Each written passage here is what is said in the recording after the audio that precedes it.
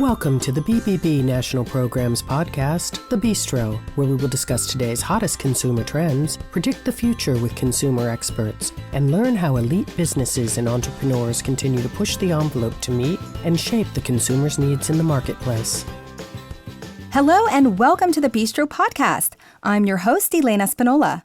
As we move into a new decade, we're excited to explore topics of innovative technology, their uses and implications in the marketplace, and the impact on consumers and the overall economy. Today, we're going to talk about one of the most dynamic growth sectors in aviation, and that is the emerging drone industry. With the market expected to reach around $13 billion by 2025, this industry is on the rise. And as we move forward in integrating this technology further into our society, drone laws and regulations are also evolving. Joining us today on the Bistro are two very distinguished experts, including Matt Scassero and Miriam McNabb. Matt Scassero is a director of the University of Maryland Unmanned Aircraft Systems Test Site, which does research into drone technology, applications, and regulations. Matt, welcome. Good to be here. Thank you, Elaine. We're very happy to have you. And Miriam McNabb is the editor-in-chief of a commercial drone news publication called DroneLife.com and the CEO of Job for Drones, an online platform for licensed drone pilots. Miriam, thank you so much for joining us today. Thanks for having me. Well, guys, this is such an incredible time for drones, of course. The aviation industry overall is growing at exponential rates. We've got new emerging trends, and they're all going to require partnerships between the aviation industry, governments, and communities in order for expansion and growth and this modernization to take place. Let's kick off this conversation with just an overview of some of the emerging trends in the different segments of the industry. Can we start there? Sure. So I'll kick off. Thanks, Elaine. So the great thing for us is that the drones, it's the entire system, the unmanned aircraft system. So it's the aircraft, it's the ground control stations, the sensors, the data links, but it's also the people and the software and the algorithms. So you're actually bringing together so many different areas than traditional aviation has brought together. So it's really an opportunity because you're not reliant on, and I'll say this with some risk, the same old approach. You have all these different communities that can bring in their perspectives and what they have to offer. And it really gives us an opportunity to do things differently, not just in the physical structure of the aircraft and the systems, but how we think about them and how we actually approach the challenges and the issues. So much so to even think about multi-domain. It's not just about aviation. It's how aviation ties in with the ground, the water, the surface, and even space. How do you tie all these things together synergistically to create more opportunities and have better outcomes? Very good. What about you, Miriam? What do you have to add here?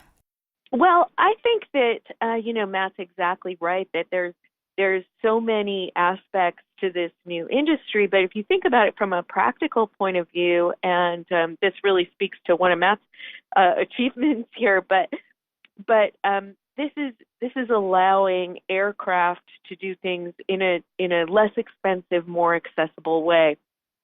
They can do them faster. They can do them sort of with less impact on the environment. So what you used to be able to do only with a helicopter, you can now do in a way that can be implemented more quickly, less expensively, with more flexibility. So I think in the medical field, and there's just so much potential. One of Matt's recent things, which I'm sure we'll get to, is the organ transplant and delivery.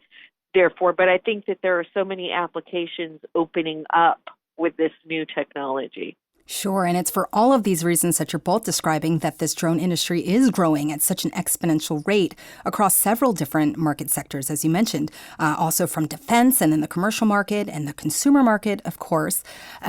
Miriam, you mentioned the medical aspect of it. Last week on the Better Series podcast, we had a really great discussion on the business side of the drone industry, and the medical drone services was a really hot topic. So you brought it up, Miriam. Let's talk a little bit about that.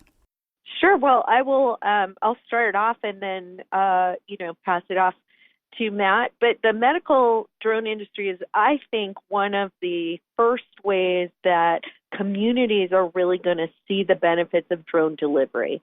So drone delivery is a hot topic.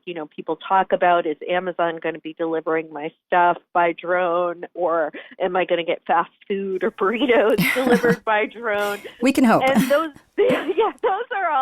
those are all potential applications. But I think the first place that we're going to see deliveries done by drone is in the medical applications. And there are a lot of reasons for that, but drones can fly as the crow flies. They can get there really very, very quickly with low impact. And in a lot of medical applications where speed is of the essence, and that's, organ transplants or delivering cardiac defib equipment, where the difference of 1 minute can really make a huge difference to the outcome. Having those things delivered by drone has so much benefit for communities, and I think that's the first place that communities are really going to see drone delivery happening. Yeah, Miriam really hit it on the head that it has such an opportunity for impact, and it makes it so easy for people to say yes when we're asking for exemptions and waivers to flight authorities, whether here in the United States or overseas. When you're saying it's to save lives, it's to help people receive better medical care, health care, it makes it really easy for them to say yes. When we did our kidney delivery in the city of Baltimore, it's an urban environment. It's not risk-free. So we obviously did everything on our side, to technology-wise and procedures-wise, to do everything as safe as we could. But there still is some risk represented there. It was very easy when we said, we're going to deliver an organ. This is the first time in history this is being done by a drone to a patient. And you have the opportunity to be first. In a city that really focuses on biohealth and biomed type of applications, they jumped at it. They said, we're going to get to yes. Let's figure it out. It took us a while to do that. Bringing in the city and the hospitals, the technology, the research, FAA, everybody. But everybody really wanted to get to yes. And you see it around the world because a company like Zipline in Africa today, Rwanda, and a couple other locations they're at, they started a couple of years ago wanting to do it in the United States, but the regulations really weren't ready, so they decided to go overseas. In sub-Saharan Africa, the leading cause of death is women in childbirth, hemorrhaging, and infections. Easily treatable if you have the right stuff at the right time. Sure. Zipline in Africa today, in Rwanda, they're delivering over 30% of all blood and medical supplies by drone, and they're literally saving thousands of lives every year just by that very simple application of drones, and it's expanding rapidly. We're looking to fly in Zambia next year to move HIV samples, again, to get them there fast enough to be able to test. So the medical use, it makes economic sense, it makes operational sense, but it makes human sense as well. Absolutely. And the amount of lives that you just mentioned that can be saved from this, and then also just things like search and rescue as well, right? Being able to quickly identify where people are and save those lives also. Many believe that deploying drones for these public safety reasons will be the key to consumers accepting drones more mainstream. Would you guys both agree to that? Absolutely. You go ahead, Mary. Absolutely.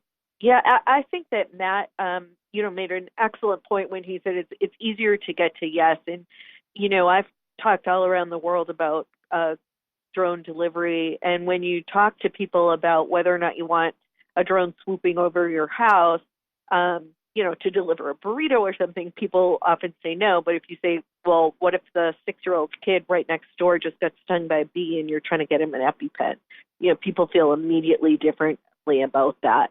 And with public safety applications like search and rescue, there's so much benefit for both public safety professionals, for law enforcement and firefighters, and for communities with drone use. So if you think about it from the law enforcement side, if you have the capability to see that there is an armed person right around the back of that dumpster or whatever before you go into a situation, that's an incredible benefit.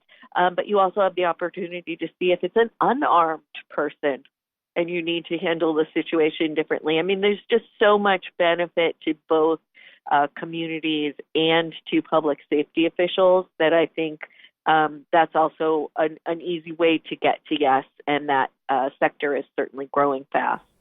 Yeah, certainly these substantial opportunities for enhanced patient care and cost savings and life savings, as you mentioned, an easy way to get yeses from regulations and things like this to say, yes, we can move forward with this. We mentioned a little bit about some consumer concerns. Do I want these flying over my house? Let's talk a little bit about that because, the use of drones in the United States, as you both know, this is not exactly new. For years, they've been widely used in the military. They've been used for commercial purposes in the construction industry. But heading into this new era where the use of drones will intersect perhaps more frequently with consumers and communities all over America, what are some of the concerns made by the general public? And are they valid? And then we'll talk about maybe solutions for that. Sure. The initial one we really ran up against was just an image problem, because back when the drones were really starting to come on in the civil commercial sector, besides the military sector, it was in the mid-aughts, and there was a lot of things going on overseas with drones, the drone strikes and things. So we had an image problem. And then initially, nobody wanted to use the D word, drones, and everybody had to be UAS and UAVs and things like that. I think we've kind of gotten past that just because we've done so many good things with drones, and they've become a toy for so many people and recreational use, things like that. So I think we've gotten over that image problem here in the United States. Overseas, we still have to take that into account, especially in areas of the Middle East and Asia, places like that, Southwest Asia. So the image problem is being worked on. But the big things here in the United States, I think, are really, in the current environment, are two things: safety and privacy. The safety of drones, the best thing we can do is to do it right, have the right procedures, and be open and transparent with what we're doing. It's critical that we get people involved in those public conversations of what we're going to be doing, how we're doing it, what is the discipline and robust systems we're bringing over from manned aviation, what are we taking advantage of with unmanned aircraft that make it better and safer. And that's really what the FAA looks for. So they're deeply involved in that. And then the privacy side, again, it's an open public conversation. Is there things in place to protect them right now? Yes. Fourth Amendment, privacy laws, anti-harassment laws, things like that. It's how you apply them to this new technology. Just like any new technology, you have to figure it out as you go a little bit. The real, I think, concern is more of a future concern, and that really gets into machine learning and AI, artificial intelligence. That is not a real concern right now because nobody's really paying attention to it in the general public. That is going to be an issue in the future because that's when you really take advantage of unmanned systems, the efficiencies of unmanned systems. And there are a whole lot of issues with the ethics of artificial intelligence, things like that. But that's a future concern. Yeah, future concern. Hopefully, we'll see how we fly by. This time flies by so fast, right? So it's like a future concern, but with the rate at which technology is increasing, is this like tomorrow's here? Tomorrow, this concern, but all such great points. And we had discussed, Miriam, at some point, we had discussed the idea that consumers have some misperceptions. Can you share some of those facts about those misperceptions that they have with drones?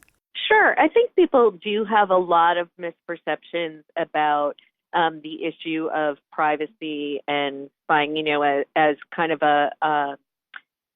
something of a public figure. I have my email address is very public, and I get a lot of emails of people sort of expressing their concerns over privacy and drones. And I think that there's a lot of misinformation, first about kind of what drones might be doing in your area. So if you see a drone in your area, it's not necessarily looking at you. It could very well be performing some perfectly legitimate commercial application on the construction site, Sure. 2 blocks over.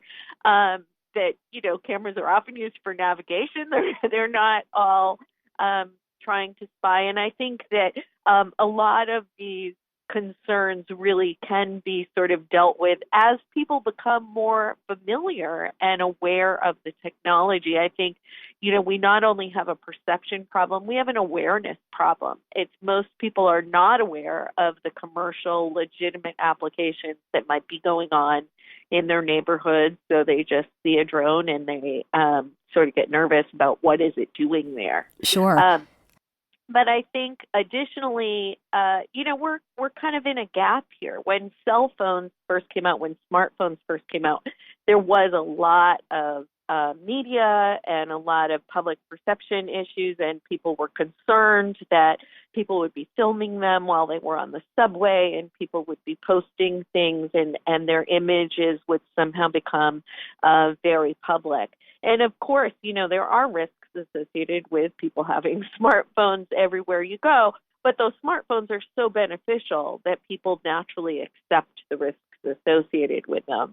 And I think we're just in this sort of gap with drone technology where the drone technology has not become yet widespread enough so that people recognize the major benefits that they can provide. Sure. So And that risk-benefit analysis isn't there yet.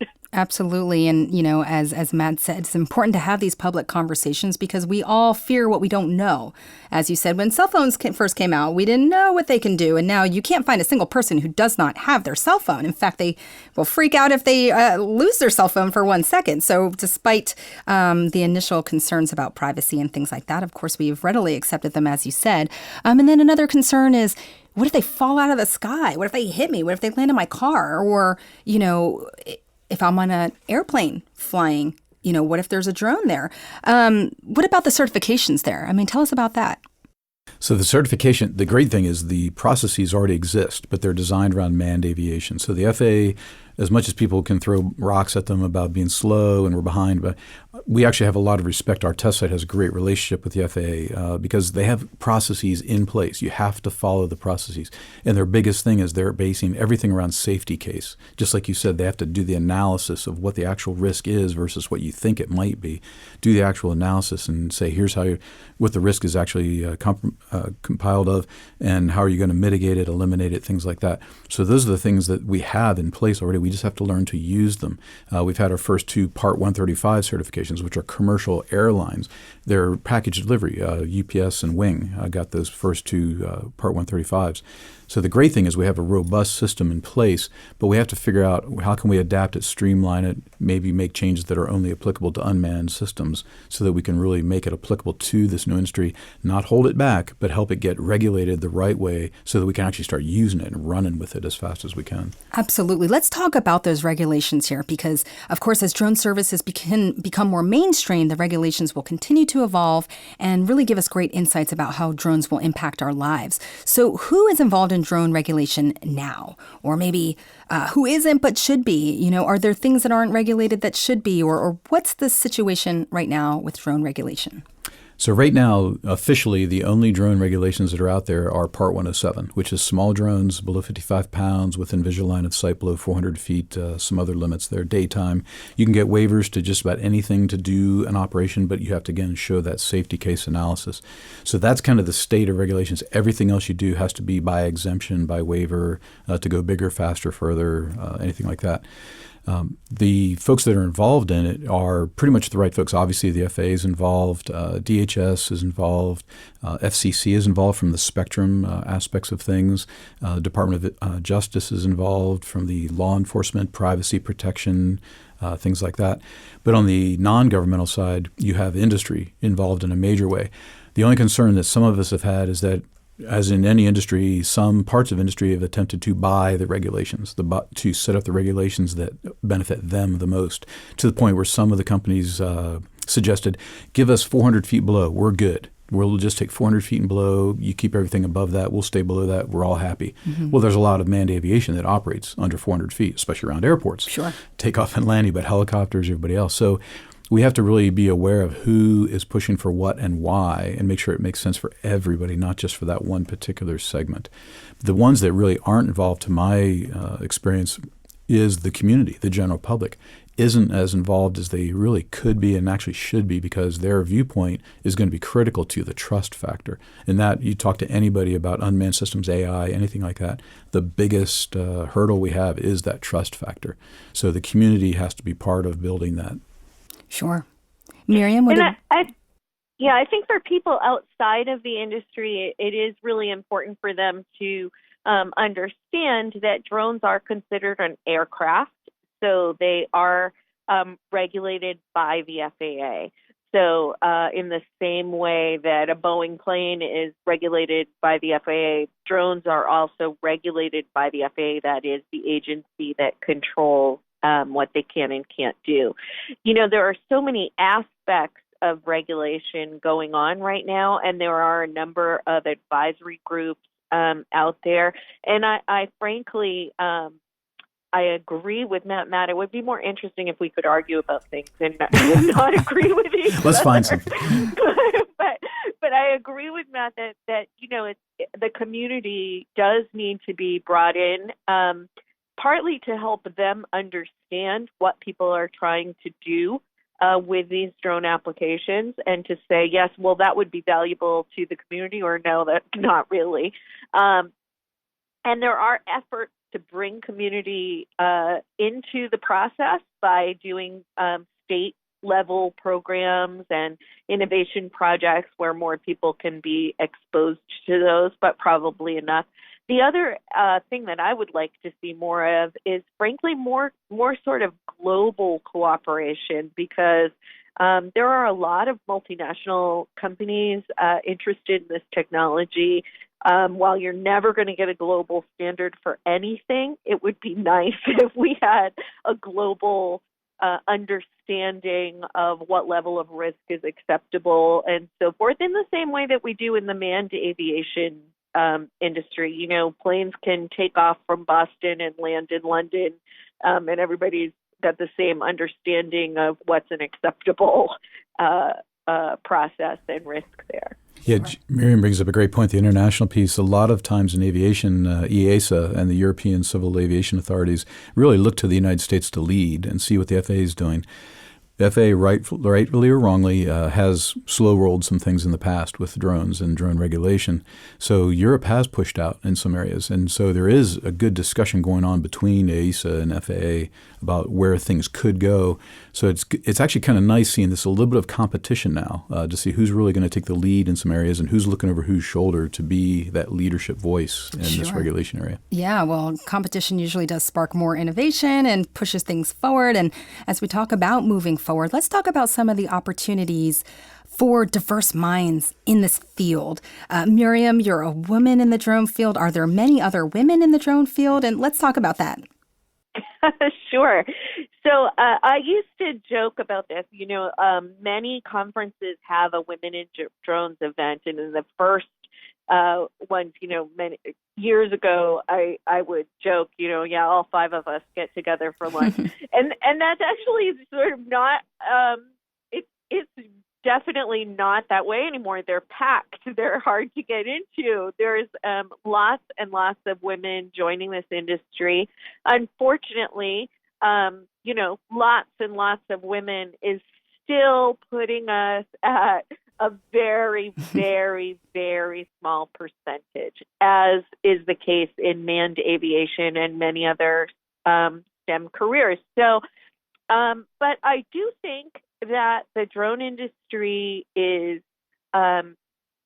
wonderful in some respects because it is so new, it is so innovative, it is so edge case that I do think most of the players are really interested in getting more women, more people from diverse backgrounds in to be part of the conversation and part of the development, you know, of these products. So it's a great space for women to enter. I think that everybody that I have encountered, from very large companies to small startups, is looking for a diverse workforce. Mm-hmm. It can be hard to find, as with many careers in aviation and other STEM people. You know, we have to start girls earlier.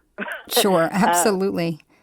Well, you have certainly been a pioneer as an early woman in the drone field. And Matt, can you just kind of, as we wrap up here, just talk about why diversity is so vital to this industry, and how does being diverse in this industry impact all of us? Yeah, as I mentioned at the outset, there are so many different fields that are coming together at the nexus of this thing called unmanned aviation, and then again in the future with machine learning and artificial intelligence. It's not just aerodynamics and propulsion electronics. It's software and algorithms and all the applications that can come together. So it's not nice to have it. It's we got to have. We have to have a really diverse approach to this, and all different kinds of diversity really need to be brought together. The onus is really on those of us who are already in the industry that are in positions where we're able to make impacts on how we hire, the job descriptions.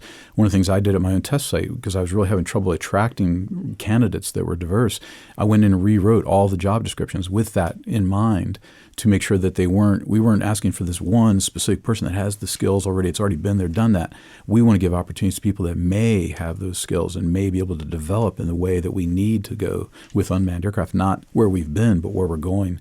So I think there's opportunity on both sides, but it's really a requirement. We have to get that diversity in there to get the best solutions, because this is just such a fast-moving industry. And then, as you said, it's going to pick up speed more and more. We just got to keep up and actually lead it. Absolutely. One thing that I do want to point out is that while the women in the industry are few in number, there are some women taking really top positions at some of these large companies. There's a woman at the head of Skyward Verizon, which is one of the main companies. There's a woman at the head of In Situ, which is a large U.S.-based drone manufacturer. There are women at the top levels of many organizations. There's a major drone company, Precision Hawk, that has 13 board seats and 6 of them filled by women.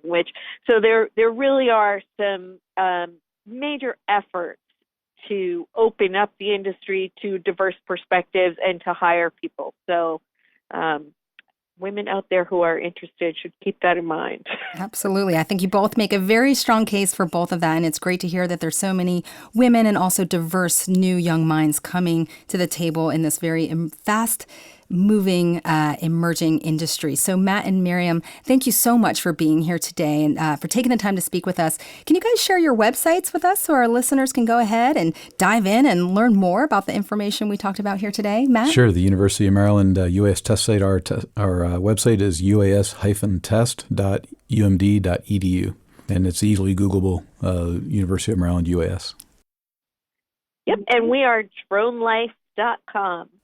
dronelife.com. Matt and Miriam, thank you both so much for sharing today. Thanks for having me. To our listeners, we want to thank you for tuning in. We invite you to be part of this conversation by sharing your thoughts and reviews with us. Just go to www.betterbusiness.blueberry.com. And if you haven't already, subscribe to The Bistro to see our list and hear more great podcast episodes. For BBB National Programs, I'm Elena Spinola. And until next time, it has been my pleasure discussing better business and the future of drones with you. You just enjoyed the Bistro podcast. Be sure to tune in next time for a brand new episode. To learn more about our other shows, visit betterbusiness.blueberry.com. That's betterbusiness.blueberry.com. Follow us on Twitter at BBB_NTL programs. Send your comments and ideas to podcast@bbbnp.org. The thoughts and opinions expressed on this podcast are the views and opinions of the guests, not those of the BBB National Programs or its affiliates. This podcast is for information and educational purposes only and is copyrighted with all rights reserved. This podcast is protected by Blueberry's Terms of Service.